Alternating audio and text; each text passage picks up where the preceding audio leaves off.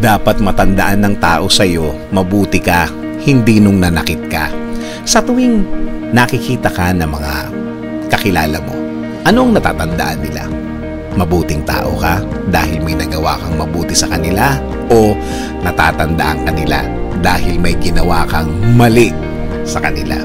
Sa lahat ng pagkakataon, lagi tayong mag-iwan ng mabuti sa ating kapwa. Kung may pagkakataon, mapamaliit o malaking pagkakataon, laging mag-isip at gumawa ng mabuti. Tama. Kahit sa isip, mag-isip ng mabuti sa kapwa. Diyan naman lahat nag-uumpisa yan sa maling pag-iisip sa kapwa natin. Minsan, ang hugot niyan, inggit.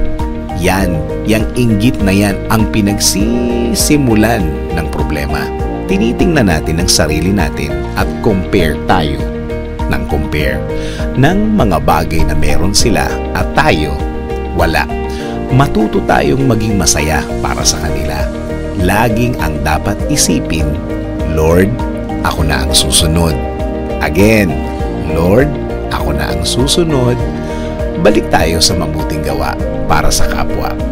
Kung mabilis ang maling ginawa pagdating sa tsismis, mas mabilis ang tamang ginawa. Laging mas matunog yan. Hindi nga lang ganun kaingay, pero mas mabilis yan. Nakakatawang kapag kabutihan ng taong topic, tahimik ang volume, pero mabilis at mas matunog ang kabutihan.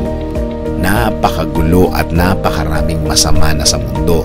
Ang tanging pangontra ay paggawa ng mabuti, paggawa ng tama sa ating kapwa. Gawin natin ito dahil gusto ng Diyos na maging mabuti tayo sa ating kapwa. Sa totoo lang, kahit na walang ingay, kahit ikaw lang ang nakakaalam, blessings ng Diyos ang pambawi dyan. Alam niya kung galing ito sa puso natin. Laging laman ng ating puso ang pamantayan dyan. People may destroy your image, stain your personality, but they can't take away your good deeds, because no matter how they describe you, you will still be admired by those who really know you better.